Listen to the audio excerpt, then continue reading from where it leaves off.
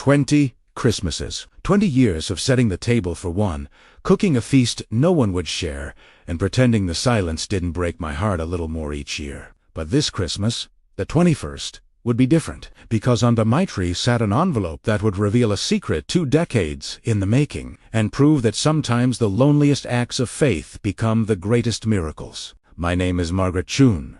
I'm 62 years old, and this is the story of how persistence, hope, and one mysterious envelope rewrote my entire understanding of family. It started 20 years ago when my husband James died suddenly of a heart attack on December 10th. We'd been married for 18 years, blissfully happy, childless by choice, or so I thought it was by choice. 3 days after his funeral, a woman showed up at my door. She was young, maybe 25, holding the hand of a little girl who couldn't have been more than 4 years old. "Mrs. Chen," she said, her voice shaking, "I'm sorry to bother you during your grief, but there's something you need to know about James." My world shattered again that day. The woman's name was Rebecca. The little girl was Emma. And James, my faithful, loving husband, had been leading a double life for 5 years. He had another family, another wife. Legally speaking, since we'd never actually filed our marriage certificate due to what ID thought was an administrative delay, another daughter. Every business trip, every late night at the office, every weekend conference had been a lie. Rebecca wasn't there to gloat or cause pain. She was there because she'd just discovered the truth herself when going through James's papers after his death. She'd thought she was his only wife. She'd had no idea I existed either. We were both victims of the same charming, duplicitous man. But here's where our paths diverged. Rebecca looked at me with tears streaming down her face and said, "I'm so sorry. I never would have. ... If I'd known." "Emma, say hello to Mrs. Chen." The little girl looked up at me with James's eyes. Same shape, same color, same little crinkle at the corners. My husband's eyes staring at me from the face of a child born from his betrayal. I should have hated her. I should have slammed the door and erased them from my existence. But Emma smiled at me, this tiny, innocent smile, and said, "Mommy says you make the best Christmas cookies. Daddy always brought them home. Can you teach me how to make them someday?" I invited them in. I don't know why. Grief, shock, or maybe something deeper.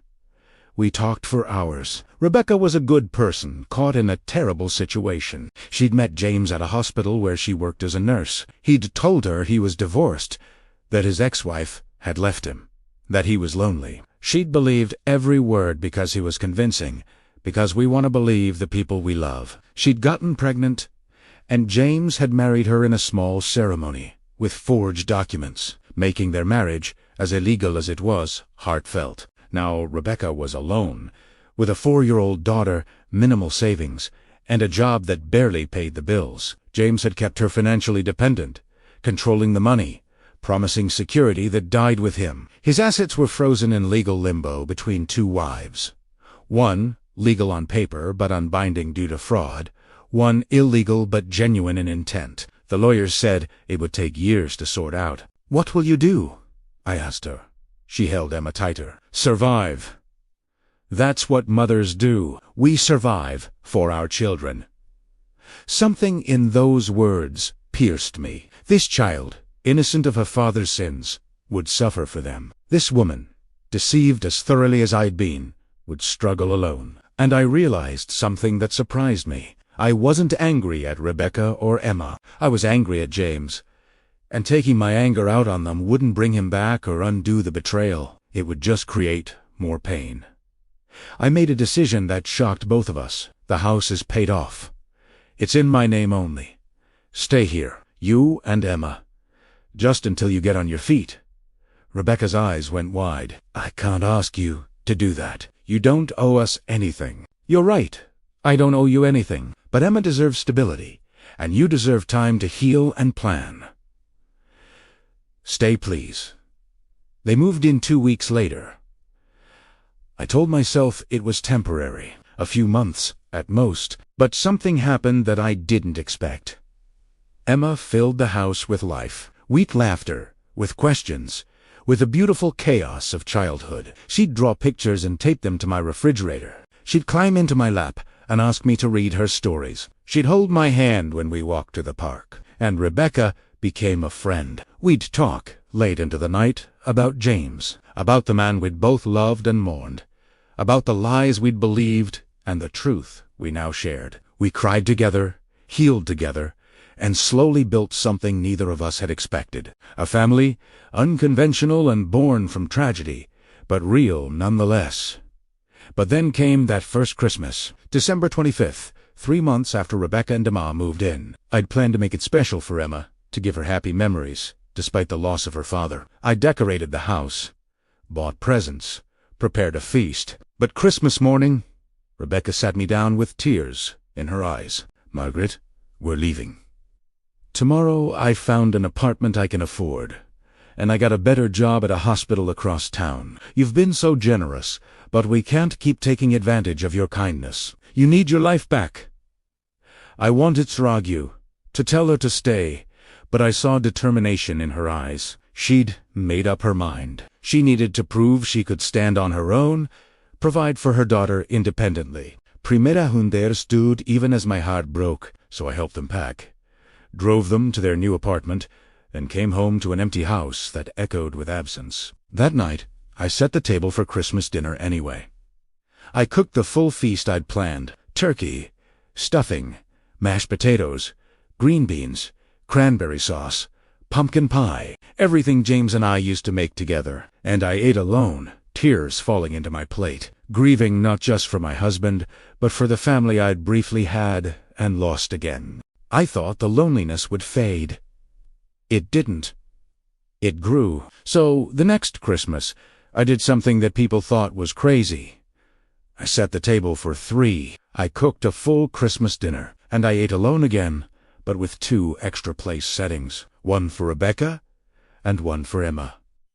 Because somewhere out there, they were celebrating Christmas, and I wanted to honor their memory, their impact on my life, even if they were gone from it. I did it again, the 3rd Christmas, and the 4th, and the 10th, and the 20th. Every single year, I'd spend Christmas alone, cooking for 3, eating at a table set for a family that existed only in my heart. People thought I was pathetic. My friends stopped inviting me to their celebrations because I always said no. "I have dinner plans," I'd tell them. I just didn't mention I was dining with ghosts. I'd tried to stay in touch with Rebecca and Emma. I'd called a few times that first year, sent birthday cards to Emma, reached out around the holidays, but Rebecca had been polite and distant. "We're doing fine, Margaret. Thank you for checking." The message was clear. She'd moved on. She didn't need or want my continued presence in their lives. So I stopped calling, stopped sending cards, and contented myself with my annual Christmas ritual. But I never stopped thinking about them, wondering how Emma was doing, whether she remembered me, if she'd grown into the bright, beautiful person I'd seen glimpses of in that 4-year-old child, wondering if Rebecca had found happiness, if she'd met someone who treated her with the honesty she deserved, wondering if they ever thought about me, or if I was just a strange footnote in their history, the betrayed wife who'd briefly shown them kindness before they moved on with their lives. This year, my 21st Christmas alone started like all the others. I woke up, put on Christmas music, and began preparing the feast. I set the table for 3, putting out the good china, the silver candlesticks, the cloth napkins. I cooked turkey and all the trimmings. I did it all with practiced efficiency, a ritual so ingrained it was almost meditative. But when I went to put presents under the tree, something I did every year, even though no one was there to open them, I saw it. An envelope, cream-colored and expensive, tucked under the lowest branch. My name was written on it in handwriting I didn't recognize. I picked it up with shaking hands. It wasn't sealed. Inside was a letter and a photograph. The photograph showed a young woman, maybe 24 years old, wearing a graduation cap and gown, holding a diploma. She had James's eyes and Rebecca's smile. Emma, all grown up, beautiful, radiant, clearly accomplished. On the back, someone had written, Stanford Medical School, Class of 2024. Thank you for believing in me. The letter was from Rebecca. My hands trembled so hard I could barely read it, but I managed. Dear Margaret, 20 years ago, you showed me and my daughter kindness when you had every reason to hate us. You gave us shelter when we had nowhere to go. You gave us grace when we deserved your anger. And then, when I was too proud and too scared to accept more help, you let us go without making us feel guilty or obligated. That gift of freedom, of trust, was perhaps the greatest kindness of all. What you don't know is that I never stopped thinking about you either. Every Christmas, Emma would ask about you. Is Mrs. Chen having a nice Christmas? Does she remember us? Can we call? And every year, I told her we needed to respect your space, let you live your life without reminders of painful memories. But the truth is, I was afraid you'd moved on, afraid we'd be intruding, afraid of rejection. Last month, Emma came home from medical school and announced she wanted to find you. She's been saving money from part-time jobs for years, planning something special. She hired an investigator, not because you were hiding, but because we'd lost track of you after you moved 5 years ago. The investigator discovered something that broke both our hearts and filled them at the same time. He found out about your Christmas tradition. How every year for 20 years, you've cooked dinner for 3 and eaten alone. How you've kept our memory alive in the most beautiful, heartbreaking way. Margaret, you've been honoring us for 2 decades, while we've been too afraid to reach out and thank you for changing our lives. Emma graduates medical school in May. She got a residency at City General Hospital, the same hospital where I still work. She's moving back to town, and she has one request, if you'll grant it. She wants to have Christmas dinner with you, not this year, because this envelope won't reach you until Christmas Day, and we didn't want to intrude on your ritual. But next year, next Christmas, she wants to sit at the table you've been setting for her for 20 years and finally fill that empty chair. I'll be there too, if you'll have me. Because, Margaret, here's what I never told you. You saved our lives. That time in your home gave me stability to get my nursing degree finished. It gave Emma her first experience of unconditional kindness. Everything good that came after. Every achievement, every success. It all traces back to those months in your home and the grace you showed us. The presents under your tree every year. We know you've been buying them for us. The investigator told us everything. 20 years of unopened Christmas presents labeled for Emma and me. Margaret, we want to open them. All of them next Christmas. Together. If you'll let us finally come home. I couldn't see the rest through my tears. The letter fell from my hands as 20 years of loneliness crashed over me in waves. But these weren't tears of sadness anymore. They were tears of overwhelming relief, of joy, of answered prayers. I'd been too scared to pray aloud. I looked at the Christmas table, set for 3, as it had been for 2 decades, and I realized my faith hadn't been foolish. My persistence hadn't been pathetic. I'd been setting this table in hope, even when hope seemed impossible. I'd been keeping the door open, even when no one walked through it. I'd been believing in a family that existed in my heart, trusting that somehow, someday, it might exist in reality too. The doorbell rang. My heart stopped. I wasn't expecting anyone. I never expected anyone on Christmas. I walked to the door on trembling legs and opened it. There stood a young woman with James's eyes and Rebecca's smile, wearing a Stanford sweatshirt, holding a bottle of wine and a dish of what looked like homemade cookies. Behind her was Rebecca, older but still beautiful, carrying flowers and wiping tears from her eyes. Mrs. Chen, Emma said, her voice shaking with emotion. I know the letter said next year, but I couldn't wait. I've been thinking about this moment for 20 years. We've been outside for an hour, trying to get the courage to ring the doorbell. Can we please, finally, have Christmas dinner with you? I couldn't speak. I just opened the door wider and pulled them both into a hug that 20 years in the making. We stood there in the doorway, 3 women connected by tragedy and transformed by grace, crying and laughing and holding on to each other like we'd never let go again. That night, for the first time in 20 years, the table set for 3 was actually full. We ate turkey and stuffing and shared stories. Emma told me about medical school, about her dreams of becoming a pediatrician, about how she'd chosen medicine because a kind woman had once shown her that healing comes in many forms. Rebecca told me about her life, the challenges, the victories. The man she'd dated for a few years, but ultimately let go because he could understand her complicated past. And I told them about my 20 Christmases alone, about why I'd kept setting the table, about how they'd given me purpose, even in their absence. "You were never really gone," I said. "You've been here every Christmas, even when you weren't. You kept me company in spirit, gave me a reason to celebrate, reminded me that love doesn't end just because people leave. You taught me that family isn't about proximity or obligation. It's about the space you hold in each other's hearts." When dinner was finished, we moved to the living room, and the pile of unopened presents, 20 years of carefully chosen, lovingly wrapped gifts. Emma opened each one with wonder, exclaiming over books I'd chosen for her at different ages, toys appropriate for stages of childhood I'd only imagined, eventually graduating to more adult gifts. Jewelry, scarves, things I'd hoped she'd like. Rebecca opened hers to practical gifts mostly, things I'd thought she might need or enjoy. Kitchen gadgets, cozy blankets, books on nursing and motherhood. Each present was a message I'd sent across the years. "I remember you. I think of you. I hope you're happy." "We have presents for you too," Emma said quietly. She pulled out a large wrapped box from the bag she'd brought. 20 presents.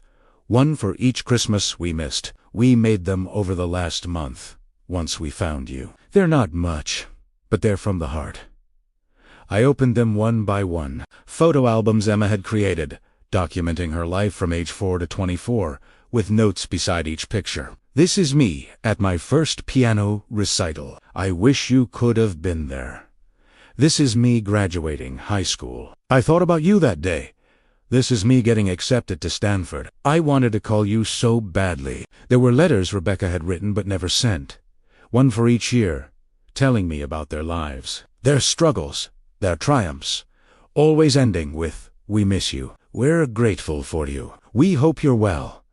20 years of unshared gratitude, finally delivered. The last present was a legal document.